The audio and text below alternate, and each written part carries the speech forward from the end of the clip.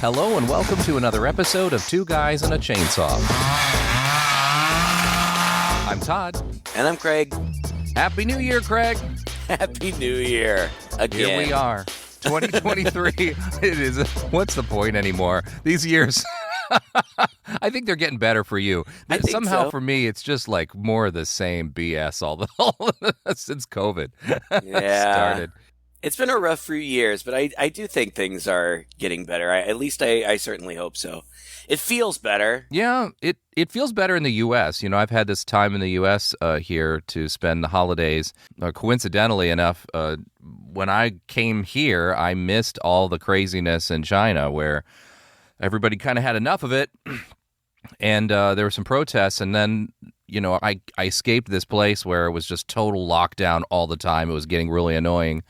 Really was enjoying my time here, and now over there it seems like they've opened up again, but opened up just suddenly. So it's just mass chaos, and there's runs on the hospitals and shortages of medicine, and everyone is messaging me like, "Don't come back yet." I may extend my stay just a little bit longer, and they're like, "Bring ibuprofen." So, depending on how things work out, I might get a nice little black market going in ibuprofen when I return. Who knows? We'll see. Could turn out to be a good year after all. But it has been nice, and it's been a good year for the podcast. I think we've had a lot of fun here. It was really great this year to come back during the Christmas holiday and be able to sit in person with you. Yeah, it's been a while, and that was a blast. That episode, I think you can tell. There's an energy there that just comes through. I think sometimes when we're chatting face to face, as opposed to patiently waiting for each other to finish our sentences over the phone. Or just talking over one another, either one. Right. A lot of that does get edited out. But if you're a patron, you can hear the entire phone call in all of its gory, nonsensical detail. Well, we're dorks, and we're always trying to find movies that match a particular holiday. And for the last several years, we've been looking for New Year's Eve-themed horror movies. And I don't know if this works against us more than for us, more often than not. You know, it does tend to get us to seek out movies we might not otherwise choose, and sometimes they're real turkeys, and sometimes they're real surprises. This movie, well, we had two. I had one I would proposed, and Craig had one he proposed. And, you watched the one you proposed first. Yeah. And then I said, that was shitty. Let's try the one you picked. So I was like, oh, good, because I was excited about the one I picked. And then we watched it and like, oh, this is shitty too. Which, to be fair, I mean, this is a movie I would have chosen anyway because it was very intriguing to me. It popped up. I think the poster popped up on Facebook in one of these horror movie groups that I'm in. And it's a Dimension Extreme, which is usually really brutal, really gory, kind of like edgy type stuff that never made it to theaters. Sometimes it's foreign. I think this movie was German produced, and it's called Steel Trap.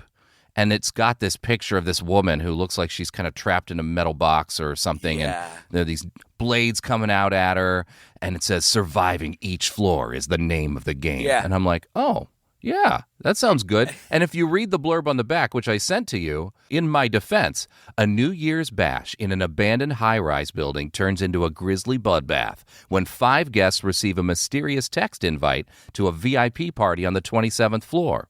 Joined by 2 crashers, the strangers soon realize they're trapped, and the only way out is through the twisted clues of a murderous psychopath. The catch? Each game leads to one of their own gruesome deaths. With a series of shocking twists, Steel Trap holds you in its grip all the way through to its mind-blowing ending. I don't know what movie they're talking about. Me neither. I want to see that movie. Yeah. First of all, the poster or the box cover or whatever it is has nothing to do with this movie. Yeah. Like, I don't know who that chick is. She's not even in it. I don't know where she is in this like saw trap. That surviving each floor is the name of the game. No. Nope. Like, there's like 1 floor or maybe like 2 floors. And then you talk about, these like crazy games or whatever. They're just nursery rhymes. Like, Yeah. There's no game to be played in any of these. no. Even one thing is set up as a game and it's not. It's like one woman at one point ends up strapped to a giant wheel, which starts spinning. And you're like, okay, well, this is at least kind of interesting. What's he going to do with this wheel? What game is this going to be? No, he stops the wheel and axes her in the face. Yeah. That's the game. These games suck. Oh, man. Yeah. It was disappointing. I knew because before, all right, so you picked one and then I was like, because you said it kind of looks like Saw, and I'm not into Saw the way that you are, but, I thought, okay, whatever. So I started looking at some user reviews and or like viewer reviews, and they were bad. They're like, don't fall for it. It's nothing like what it's promised. It's not good. And so that's why I was like, well, maybe let's try something else. And the one that I picked had really good user reviews, and I was like, okay, awesome. They were both disappointing. I honestly don't know which one was more disappointing, but I thought that it had promise, not premise. I thought that it had promise initially, just based on the concept, even the real concept, because the real concept is, these like 5 strangers are all at this New Year's Eve party, and that's how it starts out. It starts out as a New Year's Eve party, and it's very New Year's Eve-y, and there's decorations, and everybody's having a great time, and there's a band, and there's the New Year's Eve countdown, and the band sings this rock version of Auld Lang Syne, which I actually enjoyed. Yeah, me too.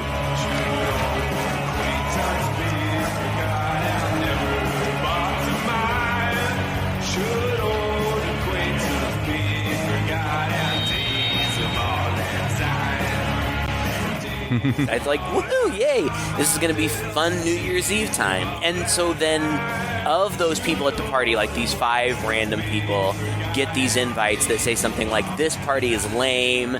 The real party is downstairs on the 27th floor. Come down there. Yeah, enter this code into the elevator. Yeah, enter this code into the elevator, to come down. And everybody assumes that it's like this VIP party. And then they get down there, and that's when, like, there are clues and stuff. And they think it's a treasure hunt at first. Okay, so all of that said, I thought this could be an interesting premise, but it's not.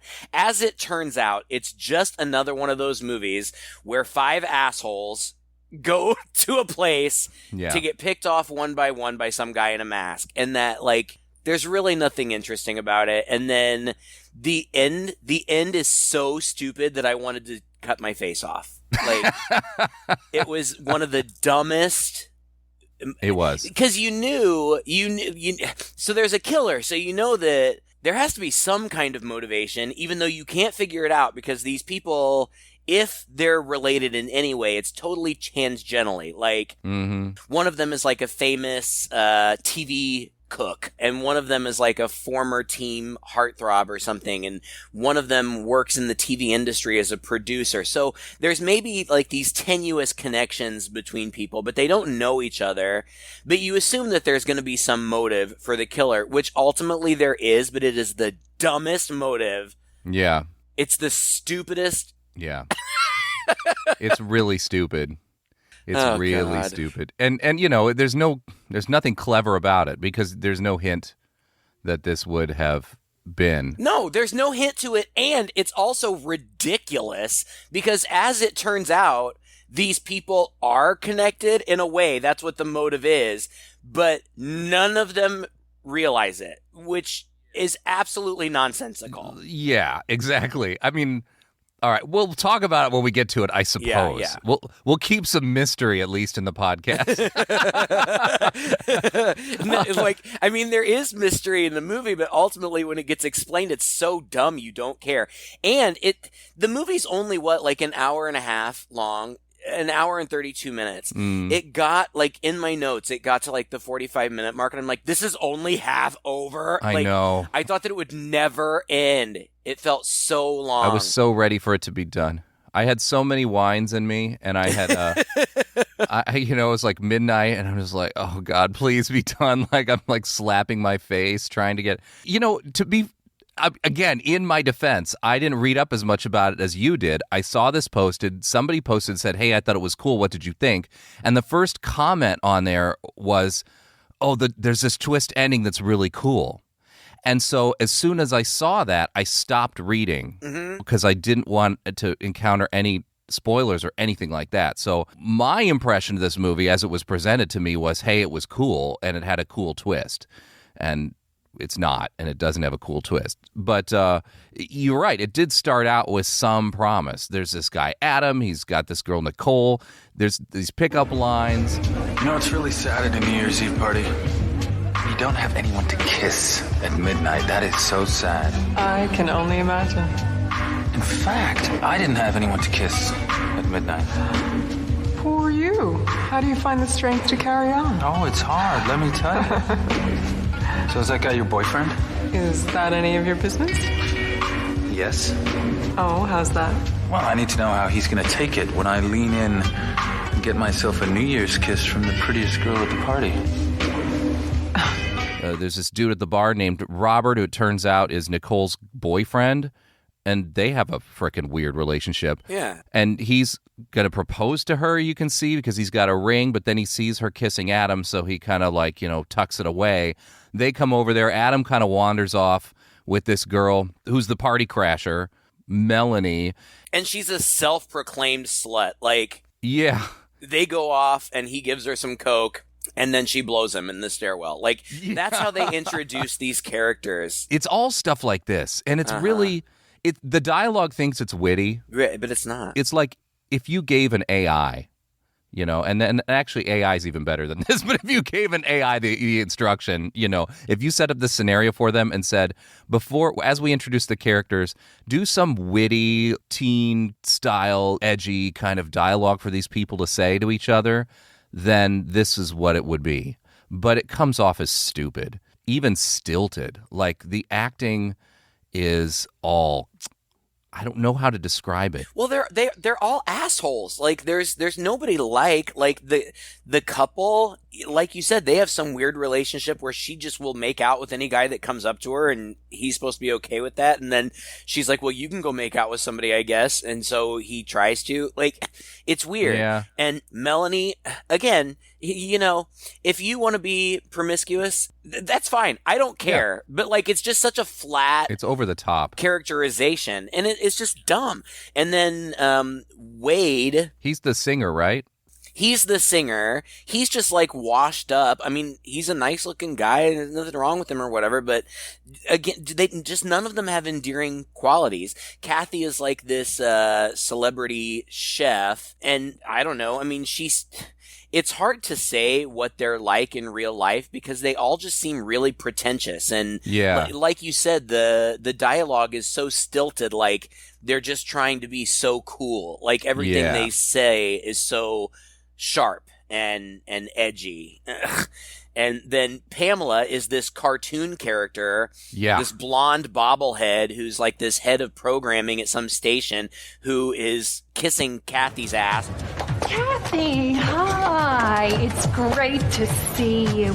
Isn't this a scream? A party on top of an abandoned building?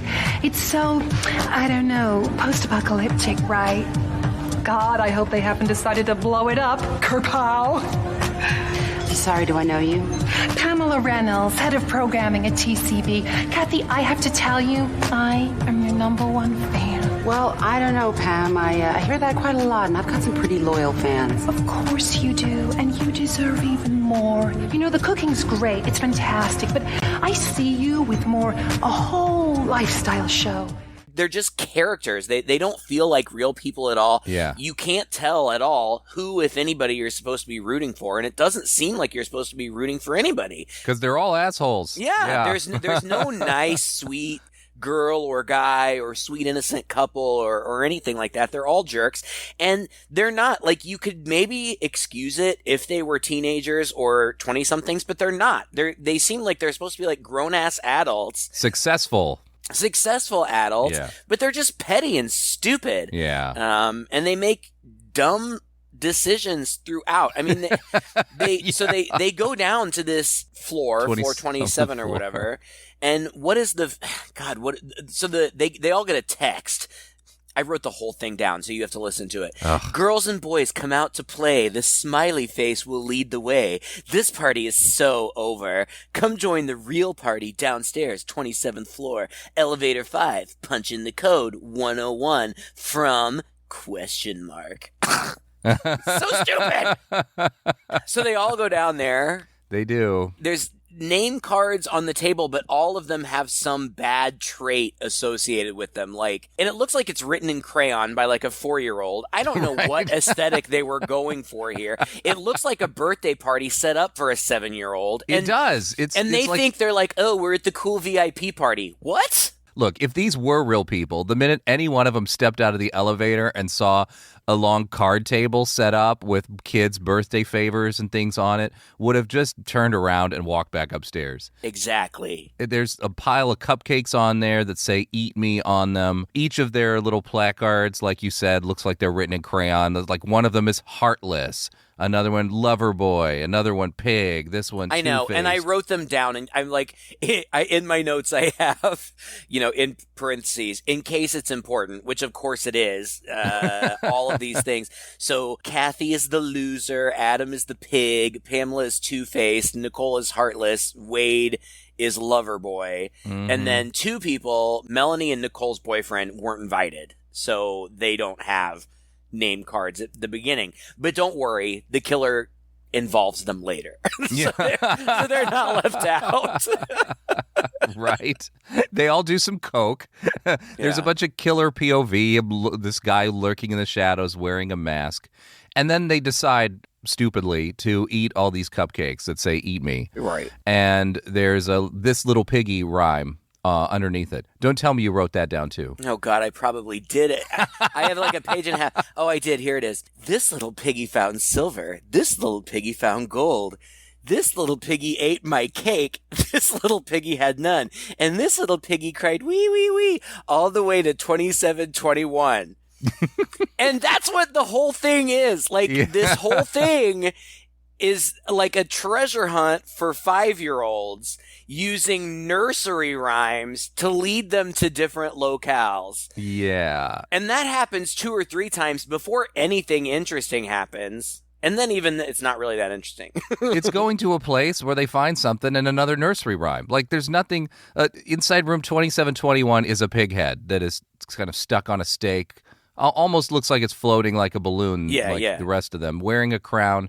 And Pam reads the note, and it's another rhyme about going where the water flows. Yeah. So they're all like, oh, could that be the bathroom? Oh, I don't know. And then they just kind of split up, like they are acting like this is engaging. Like, I don't get it. They all think, I guess, that they're going to find something cool at the end. And so they sort of are together, but they also sort of split up. We're 20 minutes into the movie. I already want all these people to die. Uh-huh. Quickly. Adam hears some child voices. And it's random, too, right? It's like they've got this whole floor, presumably, to explore. And so they kind of end up stumbling into these different areas that they're supposed to go to, right? Like, this killer can read minds or something. Adam hears some child voices, goes into a dark room for some reason, decides to hang out in the dark room and light up a cigarette for some reason, gets pretty brutally hooked with the killer's got a hook with him. And that was, I don't know, it was filmed okay. I mean, it seemed brutal. It's a lot of cuts, a lot of real quick close-ups. And this was the most interesting of the kills. After this, they just happen very quickly, and it's nothing to write home about. At least this guy gets stabbed with a hook, and then something gets injected into his neck. Yeah. I assumed it was going to be a sedative and not something to kill him, because why wouldn't he just kill him with the hook? And as it turns out, it is a sedative, so Adam's like paralyzed while this killer, whoever it is, sews his mouth shut while he's conscious, which I thought was actually a really good shot. Mm-hmm. Maybe the only good shot in the whole movie, because it's a close-up on this guy's face, and he's paralyzed, he can't move, but his eyes are open, and this other, masked glove person is sewing up his lips, and it's all in close-up, and you just see one tear fall out of the guy's eye, which was really kind of gross and disturbing and scary. And that was the only moment. That would be a clip like perfect for the trailer, right? To trick you into thinking this movie's clever and smart and fun. Right. But yeah, no. But yeah, you're right. It is that way. But at the end of the day, I'm kind of wondering why. Because he sews him up while he's alive, and then the next time we see him, he's just dead. So if the killer did some other torture with him or something like that, we're really not aware. Right. I love it because they're trying this kind of creepy thing where he was slowly crawling towards this door as the sedative was taking effect that was open, that Robert and Melanie were walking past. And just as they're about to get past it, they stop and have some argument. Like she's trying to get him to, she's like literally just asking him to bang her. And he's like, no offense, but I've fucked enough skanks for a lifetime. And she's like, I haven't. Right, this is the dialogue. And the killer closes the door quietly just before they start back up again and walk right past it so they never notice him, Meanwhile, everybody else is just kind of split up into random rooms, and we're just bouncing back and forth between them. We really have no idea like where they are, any sense of the layout of this place. Pamela's wandering by herself. She runs into Kathy, and then they're kind of teamed up, and Kathy gets this weird idea to look for a fire hose. Oh, I think I saw a fire hose back here. They run there and they unspool it, and it also has, a Georgie Porgy rhyme written on it as you pull it out. And the clue ends up being X marks the spot. Right. Another thing that was, I don't know, it wasn't really frustrating. I didn't worry about it that much, but I think that this movie was filmed all on like the 8th floor of some building. Mm-hmm. And the filmmakers try to make you believe that it's like this labyrinth of corridors and stuff. No way. No. Like, this is just like an office building. There's no way there's this many twists and turns and... Oh, my God. Not just that, but like they'll pop into a room and suddenly it's just like full of pipes and things, or like another room and it looks like a jail cell. Like what kind of office building is this? Or like I don't know, like an industrial shower or something like weird. I don't know. Stupid. Yeah. It doesn't make sense. And they try to build atmosphere with lighting, like lighting it in like the red emergency lights and stuff, and it just doesn't work. Like, there was no tension in it for me. But anyway, X marks the spot. They figure out that that's the X in a broken exit sign. Only the X is flashing. First, they realize that Adam is missing. And then they go into this stairwell where the exit is, and they find Adam hung upside down, dead, in the stairwell with his lips sewn shut, and he like a pig snout on his face, or something. Some of the lines in here are just truly mind-blowing. I at some point, one of the characters just turns to everybody else and says, "Does anyone else feel like this is just some elaborate prank?" Yeah. and they're talking to Melanie about Adam. He was your boyfriend, something like that. And she goes, "He's not my boyfriend. He is just a guy I blew." Yeah.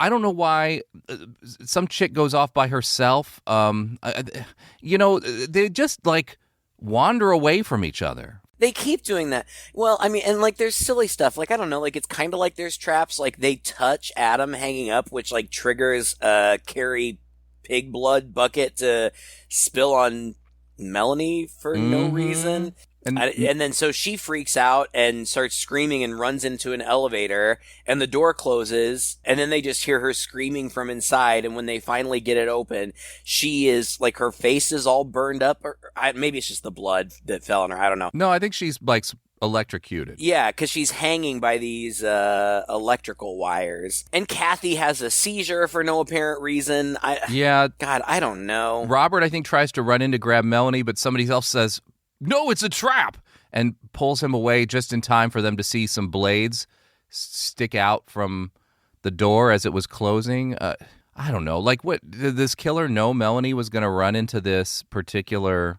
place? Right. Apparently the whole place is rigged, which is another thing that I didn't buy. Now, they did establish that the original New Year's Eve party was being thrown on the top floor of an abandoned building that was going to be demolished. Yeah. So I'll roll with the fact that there was nobody else around and maybe it was kind of in disrepair, Could be whatever, done. that's fine. However, unless this killer, whoever it is some sort of engineering genius, there are dozens of ways to get off of a floor of a building. You know what I mean? Like the whole time I was going, why doesn't anyone try the fire escape? The for fire example? escape. There have to be multiple stairwells, elevators. And to be fair, I mean, they do, but every time they check any of these like the elevators aren't working. Okay, fine. It's an abandoned building. I'll buy that. But then they go in the stairwell and they run down the stairs for a while and they end up coming to an electrical fence that's all, sealed up the entire stairwell. So they're like, oh, darn it, can't go that way. So they turn around to run back up and then they're closed off on the other way too. Like, it seemed to me like the killer set up another fence behind them while they were gone for 30 seconds. Right, I know, right? Like, or just get off on that floor. Yeah. Go down one level. Find another stairwell. Like, come on. There's not. Yeah, it's stupid. Or find a way to pry the electrical fence away. I think you could do it. There's a lot of random shit kicking around there. Right. At one point, the killer gives him I don't think it's yet, but at one point they get a crowbar. Robert unhooks Adam so he can get a hook, the hook that he's hanging from to run around as a weapon. Then there's a package back at the party table that they stumble upon that says, Simon says, try this. And it's a crowbar. So Wade goes and tries it on one steel door that he was trying to open. And when he opens it, there's just a brick wall behind it. Like, yeah. What? First of all, this doesn't make any sense that there would be a steel door with a brick wall behind it unless the killer bricked it up. And number two, of all of the doors on that entire floor that they've been exploring, why was Wade trying to open that one? And why did the killer know that would be the door? There's nothing written on it or anything. Mm-hmm. There's nothing leading them to that particular door. But when they do open it and find this brick wall, there's another thing written on it. Another poem. Mary, Mary, quite contrary, something. It ends up saying something like, you can't leave until I say so, or something like that. It's not another clue. So they pry open an elevator door, and again, there are more blades in it, but they prop it open with a table, and they all start climbing down the shaft. And they actually all do, but while Pamela's going down, she somehow gets nabbed out of the shaft. How did that work? With like, they're between two floors, but somehow in between those two floors, she gets nabbed. I don't know. It's dumb. And then at this point in my notes, it's only half over. I know. Oh my God. So the loudspeaker announces a game, and they see, because there are random monitors set up around, they know they're being videotaped. They've figured that out already. But they see on one of these monitors that Pam is on a giant wheel and there's a countdown. Yes. What was this? They have to find her. But that's the other frustrating thing. Like, they keep splitting up for no reason. Like, one person will just run off. Like, with no motive, nothing. Just, bye. Like, where are you going? What are you doing? And so they keep ending up, by themselves or in pairs or whatever. God, I don't know. What happens? I don't know. They're looking for the studios because they figure she's in the television studios or whatever. And I guess one of them happens to know there's a studio on this floor, so they got to find the right one. So one of them wanders into one room, and there's a TV in there playing that has Kathy's cooking show, and it says "The Next Course." And another guy runs into another empty studio, but picks up a newspaper in it that has somebody else's name written on it or something. That were supposed to maybe be some kind of clues, but they weren't. There's just nothing. No. And then finally, the countdown ends, and they see on the screen that Pam's wheel has stopped, and the killer goes right up to her with an axe and axes her right in the middle of the face. Because under her name was Two-Face. Yeah. Get it? Mm-hmm. Yeah. It's about as clever as this show gets. God, I know. And so then Wade and Nick, I don't know, Nicole, whatever her name is, they go in there and they find her, and Kathy's already in there and says the only way out is to kill the killer. Yeah. God, I don't know. Like, I don't even remember. And then that's when they find the electric fences, and Yeah, there's a they're little bit supposed to go to a different floor. And, There's some byplay because they see on the TV, one of the TV screens, somehow Robert's not there for some reason. And they see on the TV screen that Robert is struggling with this killer. He's like, this killer is in the hallway with him, got a knife up to his throat. And so now they run down to try to find him. But like you said, there's things being blocked and whatnot. And then they manage, once again, on this second floor, on this other floor, wherever they are now, they manage to stumble into this room, which is the classic killer room with the pictures and printouts of them on the wall and stuff written on it and files and stuff. And you know, it's obvious he's been planning this for years, you know, because they've got pictures from years ago, like he's been surveilling them. And they find then they just randomly, one of them finds a GPS. that looks like a Game Boy from the 80s. It did? Like, or an iPod. I thought it was an iPod with some stickers stuck to it. Looks stupid. Which is just like a picture of the map and the big smiley face where they're located, and they see this flashing green light, you know, coming down the hall towards them. So they all get ready because they think that's the killer, and he's going to come in. But it's Robert. And now, you know, Robert is suspicious because they don't understand how he got away. Right. Like, we just saw you struggling with this guy. Now you just kind of wander in here like nothing happened. And he's like, yeah, well, I don't know either. And he's definitely suspicious. But I don't understand how this GPS with the dot works or their reasoning behind the reason for it. I just didn't get this whole GPS thing at all. But anyway. No, because there's no payoff, right? Like, they make him take off all his clothes because they assume that there must be a tracker on him because that's what they were seeing on the GPS. So they make him take off all his clothes, but they don't find the tracker. So he says to his girlfriend, unless you stuck it up my butt this morning, I don't know where it is. Oh, my God. Yeah, then they're like, well, maybe it was in the cupcake you ate. And they, oh, yeah, maybe. And then they just kind of leave that But that's there. it. Nothing ever comes of it, right? It was like, what's the point of the Jeep? Why would one of them have a tracker on it? Like, what? Huh? No, and nothing else ever comes. And why the killer left the GPS in the room for them to find? I don't know. It's hard to say. But they mentioned something about his name not being on the list, which I do not remember. But then they find files with his name on it. So he's like, well, I guess I've been on the list anyway.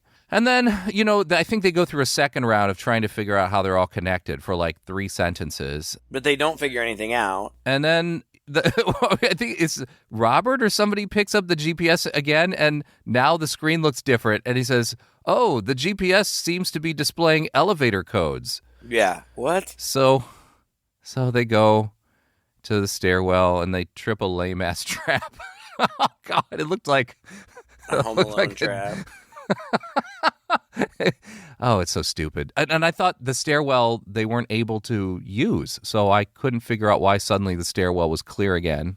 I don't know. But they call an elevator and they end up getting the one that has Melanie's dead body in it. But they type in a code to go down to the lobby, and they're so excited because it's going down. I actually like that bit where the elevator opens and Melanie's in there, and one of them says, "Oh, I forgot about her." Yeah, and they walk in, just awkwardly have to stand with her dead body as they travel in the elevator. Oh, that was kind of funny, though. But it was kind of funny. The elevator ends up going past the lobby down into the sub-levels, and so they start freaking out. And finally, when the door opens, I guess the killer's right there, and he shoots Wade with a crossbow. Yes. And then, like, what, they just kind of run past him? Uh-huh. Nicole and Robert run out, and I'm like, oh, they're going to run out and tackle that guy. No, they just, like, run, and I don't even know where the killer is at this point. Like, he was right there in front of them. Anyway. Wade and Kathy are stuck in the elevator. Wade has an arrow in his leg, and they've got this typical scene where he's like, it seems to think that he really needs to get that arrow out of his leg. He wants her to take it out of his leg. She's like, I can't. He says, you can, baby. You can. She says, okay. Oh, yeah, I know. Why did he call her baby? That was weird. Yeah. I don't call random strangers baby. I don't know. Maybe if you're like a former famous person. I guess. Everybody's, hey, man, when you're, a musician and you're a rock star up on stage, everybody's baby, yeah. He just needed to get like that Austin Powers accent going. He would have to pull. Hey, baby. I do think that most of the actors in this movie were British, affecting an American accent, and doing quite well of it, but am I wrong in thinking that this movie was filmed in English, but then also dubbed in English? It seems like a lot of it was dubbed, yeah. Especially Nicole, she especially seemed to be dubbed a lot. I felt like maybe there was a different actress's voice coming out of her mouth. I wasn't surprised by the dubbing because I knew it was a German film, but then I was watching, I'm like, they are speaking English. Like, for sure. I can read their lips. They're speaking English. The dub doesn't match up perfectly, but I can tell that, I don't know, it was weird. Well, there's an implication there's some gas coming into the elevator because it just shows a close-up of the grate in there. And then Nicole and Robert end up in a pink room, and he's messing around some stuff. I don't know why. He's just like probing and opening tiny little things and whatnot. A puff of something knocks him out. Mm-hmm. So they've been fighting this whole time. It's not very convincing fighting. Like, I don't understand why they're going off on each other so much. But, you know, there's all this stuff where earlier he kind of lets it known that he was going to, I guess they find the ring on him when they're arguing and, you know, with him and think he might be the killer. Right. And then he kind of says, yeah, well, that was a mistake that thankfully I never made or whatever. Uh-huh. And then after this little gas or whatever knocks him out, he falls down and Nicole stands over him and says, I would have said yes. So stupid. Was that supposed to be a moment? Well, see, the thing was, like, in the beginning, I thought that he was kind of supposed to be the sad sack put upon kind of guy. Like, she was kind of the bitch who, you know, was treating this nice guy badly and kissing other guys behind his back. No, he's a dick too, so... He's a total dick. He's like the dickiest of all of them. Right, so who cares? Who cares, yeah. She runs out and finds Kathy and Wade like they're sleeping in some bed, so they've been propped together or whatever. Yeah, I had no idea what that was about, because the last time we saw them, they were both fully conscious and fine. Yeah, I think they were gassed in the elevator. Okay. Right, so they're like, you know, snuggling, like they're not spooning, but they may as well be in a bed, just laying there. Uh-huh. And so the killer chases her for a while, and she has the genius idea to break open a glow stick and splash it on his face.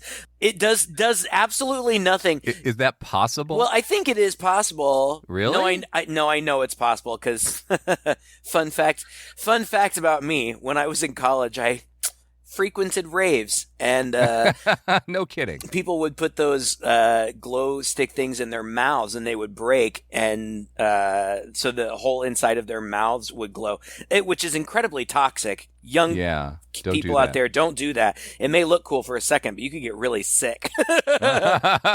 Craig's like, I know. But it serves no purpose other than it kind of looks cool on his shiny chrome mask. Like they just kind of wanted that cool look. Yeah, that's about it, really. It like gets in his eye for like a half a second. Then this is the most cat and mouse the movie has gotten so far, because there's actually some scenes where she's hiding and then she's, you know, he's walking nearby. You know, it's that classic killer is stalking the girl who's trying to hide from him. And this happens for like 5 minutes, and then it cuts away from it. And Wade wakes up on the floor. And he's like, where's Kathy? And it turns out Robert is sitting up against a wall. I don't know. How about Nicole? She's gone. Like, he's just being weird. And why are they in this big room? It looks like a sewer or something. Oh, yeah, it's like a dirt floor or something. I have no idea what's going on. It's bizarre. And then it turns out Kathy is in some prison cell or something right next door. She's like in an adjacent room or something, but she's on the other side of like a metal screen or fence or something. And they're like yelling at each other. I go, can you get to me? No, blah, blah, blah, blah, blah. And then like she just kind of opens a door and gets out. Yeah. Some other direction, not to them. I mean, you know, this is just a problem. Like, we have no sense of this place, where they are, what it is. And, it's not confusing in a cool way. It's just confusing in a way that you don't understand the significance, or you don't understand, where they should be going to. It's just tiresome. Right. Like, what is this building? Because Kathy finds Nicole tied to a table in some big, like... Kitchen? I don't know. It's like all white tiled, and there's like half walls, coming up out of the floor randomly, and there are sinks and stuff. And there's like a platform that Nick is like tied down to a table, and Kathy finds her. And then the killer comes up behind Kathy, and then it cuts back to Wade and Rob, and they argue. And Rob drops a key, and Wade's like, where'd you get that? And Rob's like, I swear to God, I've never seen it before. So they both, I think, go for the key, and Wade ends up bashing Rob's head on the ground and killing him? Yeah. That was crazy. He just full on out kills him. And he seems a little distraught by it. But I think that he thought that Rob was the killer or was in on it. And to be fair, there had been some shady stuff, like, Rob had been attacked, but then he had gotten away unscathed, and now he's got this key. And... The Rob's has been set up, I guess, by the killer. This killer, who really just goes around and kills people, does this to Rob. I just assuming that key will eventually fall out, or right of his sleeve, or wherever he put it. I don't know, like in a place where it's going to be helpful. Because then Wade just opens a door and leaves. So I guess he used the key on a door that was in that room. But it just leads him into... Oh, wait. No, well, first we see the killer cut Nicole's heart out. It said Heartless underneath her name on her name plate, but he cuts her heart out with a circular saw. Yeah, and pulls it out, and it's still beating in his hand. It was very unconvincing effect. Also, how would you do that with a circular saw? And right, it was weird. But at this point, I was like, oh, okay, I know who it is, because we had just seen Kathy in that room, and the killer standing behind her. And then, without anything, it just cuts back to that scene, and we're focused on Nicole getting her heart cut out. Like, what the hell happened to Kathy? Well, the very next scene, Wade finds her, and she's tied up in a chair. I didn't know who it was, but at this point, I was getting frustrated, because I was thinking, at this point, it has to be somebody that we don't know, because we have seen the killer with everybody else. So it can't be one of our people. It's got to be somebody we don't know, or maybe somebody that we saw very briefly at the party. That was the only thing that I could think. And either way, I'm like, that pisses me off. I had accomplice idea in my mind. I did not. Now you see, you're not smarter than me, but I'm 2 steps ahead of you in this crazy cat and mouse game where there's traps everywhere and twists and turns. Yeah. God. Okay, so Wade finds Kathy, she's tied up, so he unties her, and he tells her that Rob is dead, but he doesn't mention the fact that he killed him. And then they find a menu, like a dining menu with all of their names on it, and it says that Kathy is the main course. It lists all the people who are already dead. One of them was the appetizer, whatever. And then Kathy is the main course, and he's the dessert. And he's like, I don't want to be the dessert. I also love how there's just a bunch of random food. It doesn't even look good that's sitting out on dishes. He takes one glance at it and goes, hey, these are all dishes you've cooked on your show. Yeah. What? She's like, how do you know? He's like, I told you, I'm a fan. Come on. It's like a plate of green beans, a salad. Yeah. It's really stupid. So he ties her back up, he just untied her. Now he ties her back up as bait. And the killer comes, and Wade's behind him, and he goes to stab the killer, but his knife turns out to be a retractable prop knife. What? Where did he get the knife from? How did he not notice it was I just had so many questions at this point. I know. It doesn't make any sense. And then he gets stabbed and hung up. And then Kathy starts to cut him down, but she hears a noise, and she goes to investigate that, and the killer is coming. So Kathy stabs the killer and then takes off the killer's mask, and she says, oh my God, he's my #1 fan. Had we seen this guy before? No, we hadn't. I thought maybe he had been at the party and I had forgotten. Nope. And she cuts Wade down, and she's like, this guy always shows up anywhere I am, and he always says he's my #1 fan. But then she cuts him down and just starts talking. Ugh. And totally reveals her motive. And her whole motive is that she used to be fat and people made fun of her for it, and she's mad. That's it. Yes. It's the stupidest fucking motive ever in any movie ever. It's so dumb. She got made fun of for being fat when she was a kid, so she's gonna kill everybody who ever slighted her. And all of these people knew her in some capacity when she was fat, but don't recognize her now. Because when you lose weight, you become an entirely unrecognizable person. Right, of course. Never mind, you become a celebrity chef, and nobody puts together the fact that they knew you when. There's like a jilted boyfriend. There's like the one who teased her. Like there's this long, protracted ending where she just goes one by one through each of the people and the horrible thing that they did to her when she was in high school. I mean, the implication is also that maybe at least a few of them all went to the same high school. Like, they couldn't put that together. I know you. Sure you do. I'm Kathy King. Can't walk down the street without seeing my face on a billboard or the side of a bus. No. You're that girl. Fillmore High. Your name's not Kathy. What's your name? You don't remember? I can't tell you how much that hurts my feelings. But then again, why would you? In high school, you never even looked at me. It was as though I didn't exist. And when I finally worked up the courage to tell you how much I loved you, you laughed in my face. Of course you don't remember my name. You never called me by my name. What did you call me? You must remember that. Lady Lardass. Lady Lardass. Now I'm getting rid of the dead weight. Oh, just really stupid. It's really stupid. Like, she's mad because he laughed. She had a crush on him, and he laughed at her advances and called her Lady Lardass. And he's like trying to talk to her. He's like, well, he's like, you're doing great now. Isn't living well the best revenge? And she's like, nah, killing people.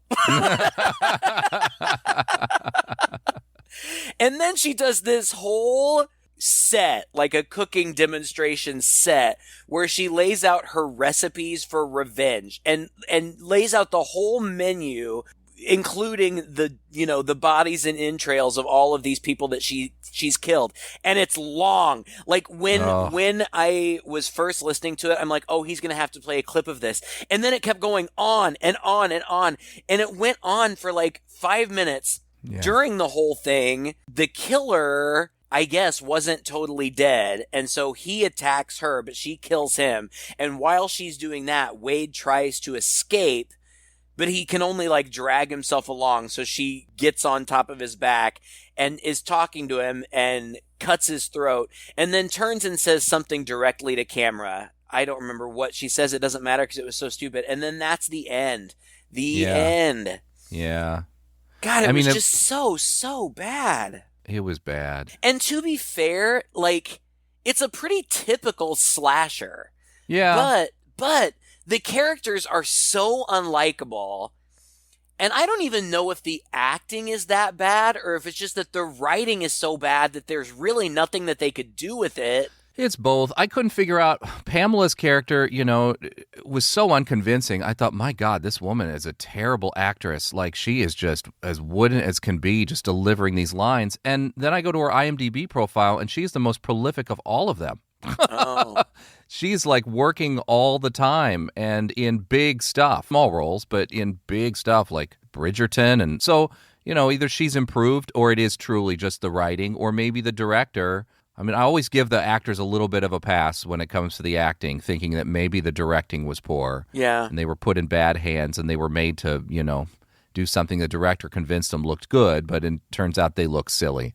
I mean, what you say is true, and that makes it very hard to get into this movie, even with a dumb premise, even with a lot of plot holes. It's not like we haven't seen movies that are nonsensical and don't make sense. Right. But you don't care about any of these people. You're not even convinced they're real people. They're all just saying stupid things all the time. They're all assholes. And what it says on the cover of this, surviving each floor is the name of the game. No, like just wandering around empty hallways in the dark was the name of the game. It's impossible to believe that this killer set this all up elaborately and pushed everything to go according to plan, because so much of it was random. Somebody randomly runs into an elevator. Somebody randomly decides this is the door they're going to try. Yeah. There's nothing Saw-like about it where they're being led through a series of things, right? So, just just stupid. Yeah, and the guy, like, I didn't recognize any of these people either, but I don't know. I think that he had an interesting IMDb profile picture that I couldn't figure out. So I clicked on the guy who played Robert, and he was just in a movie that I recently saw called C for Me, and I liked that movie. It was a home invasion movie, but the girl who, was in the house when it was invaded is blind, so she has to call this like service that's called C for Me, and somebody on the other end of the line using the phone on her camera like leads her around through things, and she has to do that for this to survive this home invasion or whatever. And I actually liked that movie. And I don't remember him specifically in it, but it was a really, really small cast, so I assume that he was good in it. I noticed that he was in several video game, Heavy Rain, and a few of the Assassin's Creed ones, the latest Far Cry. I mean, I was kind of impressed with his resume, but not this movie. But he's busy. He's the other person who's super busy. Everybody else hasn't been, as far as I could tell, has hardly been in anything else, if anything else, besides this movie. And the same thing with the director and writer. They've barely done anything besides this movie. And this movie was done in 2007, so... if that gives you any indication. This movie is just typically bad. Like, I feel like we are being maybe a little bit too harsh on it. There are lots of direct to DVD movies or direct to streaming or whatever now. They're like this. That are like this, that aren't very good. That, a few years ago you would have stumbled on some cable channel in the middle of the afternoon. You're not expecting super high quality, so that's fine. I don't know. Yeah. I was just disappointed. It's our New Year's episode. I wanted it to be something good. I watched two different movies, to try to find something good for us, and they both ended up being terrible. And I wish we had something better to recommend to you. Watch New Year's Evil if you haven't seen it yet. I mean, it's a bad movie too, but at least it was fun and funny and fun to watch. This movie just wasn't even any fun. Like, it wasn't funny. Evil. I Am Evil. That's one of my favorites. But this one, it's not even, you don't care for any of the characters. There's no humor to it at all. It's played totally straight and serious. Ultimately, the plot is just dumb. The end is unsatisfying and stupid. Like, I just don't have. It's boring. God, it's boring, and it drags on forever. I can't. I can't in any kind of good faith recommend this movie on any sort of merit. I just didn't like it. Avoid it. Watch something else. It's a waste of time. Absolute waste of time. Well, on that note, Happy New Year, everybody. Happy New Year. We can only go up from here, I think, with our selections. It's going to be, we'll go lower. Don't worry. We'll find much worse. We'll find more fun, worse movies as well, I think, this year. Thank you so much for sticking with us for another year. For our patrons out there, thank you so much for your support. We're getting new patrons every day, and it's just heartening to see. If you would like to support us and keep us going with this, we would really appreciate it. Just go to patreon.com/Chainsaw Podcast. For just a few bucks a month, you can get access to special features, mini-sodes, an exclusive interview with us, the entire unedited phone call that we do, including our chat before and after the podcast recording. Check it out. Also, we want to hear more requests. Shoot us some better movies to do, especially if you know a good New Year's one. Yeah, we'll need something for next year. We sure do. You can find our webpage, twoguys.red40net.com, post something there, or, go on our Facebook page. I think that's where most of our chatter is. All you have to do is Google Two Guys and a Chainsaw, and you'll get there. Until next time, I'm Todd. And I'm Craig. With Two Guys and a Chainsaw.